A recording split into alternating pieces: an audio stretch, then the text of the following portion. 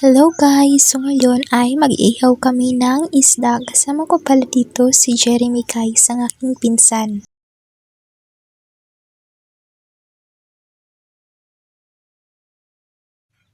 Tinulungan ko nga na siyang mag-arrange para sa ihawan guys. Actually guys, nahihirapan kami sa pagkuha ng panggatong dahil mga basa yung mga kahoy namin.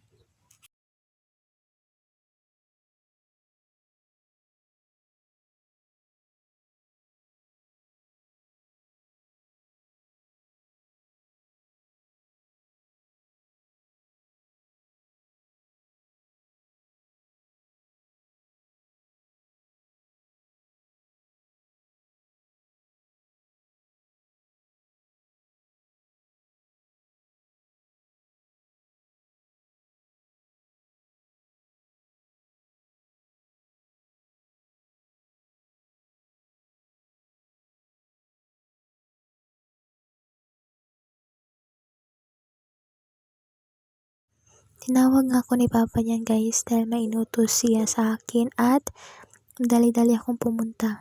So dito lang magtatapos ang aking vlog guys. Huwag kalimutang mag-subscribe at like sa aking mga video.